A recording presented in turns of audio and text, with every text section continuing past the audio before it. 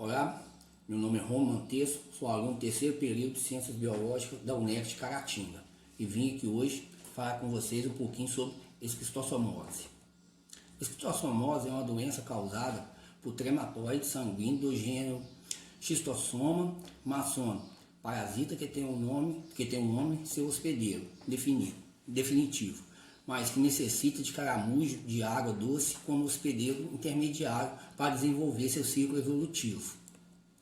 A transmissão desse parasita se dá pela liberação de seus ovos através das fezes do homem infectado.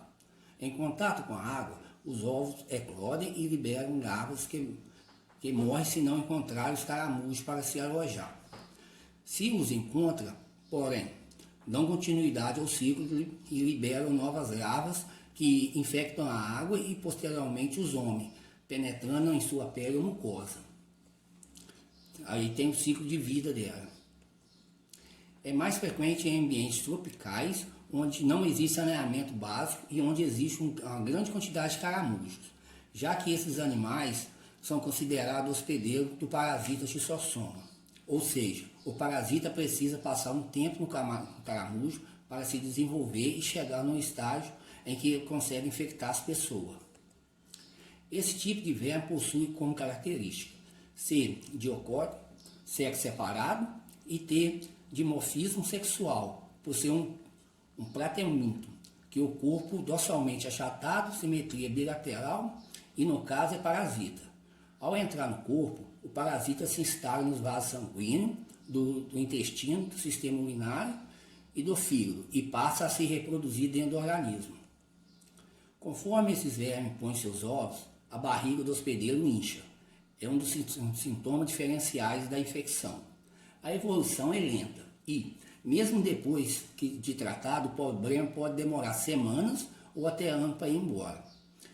A esquistossomose é perigosa porque provoca complicações graves nos órgãos que atinge, principalmente dependendo da reação do sistema imunológico e da quantidade de ovos botados pelo verme. Há também manifestações que podem surgir em outros locais do corpo, por exemplo, baço e próstata e alterações sistêmicas, como anemia, por exemplo. A doença se apresenta de duas formas, fase aguda e fase crônica. Ela pode ser assintomática, no entanto, a pessoa infectada pelo parasita pode desenvolver sinais e sintomas iniciais para ir embora. A esquistossomose é perigosa porque provoca complicações graves nos órgãos que atinge, principalmente dependendo da reação do sistema imunológico e da quantidade de ovos botados pelo verme. Há também manifestações que podem surgir em outros locais do corpo, por exemplo, baço e próstata e alterações sistêmicas, como anemia, por exemplo. A doença se apresenta de duas formas, fase aguda e fase crônica. Ela pode ser assintomática, no entanto, a pessoa infectada pelo parasita pode desenvolver sinais e sintomas iniciais que caracterizam a primeira fase da doença, também chamada a fase aguda. Vermelhidão e coceira no local que o parasita penetrou. Febre, fraqueza, tosse, dores musculares, falta de apetite, diarreia ou prisão de ventre, enjoos e vômito e calafrios. À medida que esse parasita vai se desenvolvendo no corpo, se desloca para a circulação do fígado, podendo assim surgir outros sintomas e sintomas mais graves, o que caracteriza a segunda fase da doença, que também é chamada de fase crônica. Presença de sangue nas fezes, câimbras, dor abdominal, tonturas, emagrecimento, inchaço da barriga ou barriga d'água, palpitações, endurecimento e aumento do fígado, aumento do baço.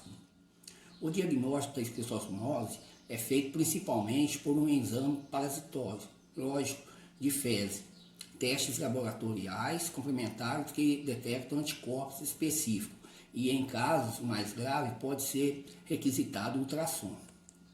O tratamento da esquistossomose para os casos com menor gravidade é simples, em dose única, na unidade de saúde, por meio de medicamento específico receitado pelo médico.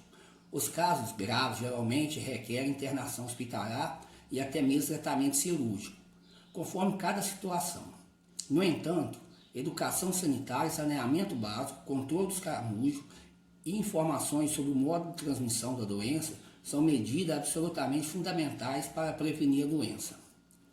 Serão aqui as referências bibliográficas. Muito obrigado, até o próximo.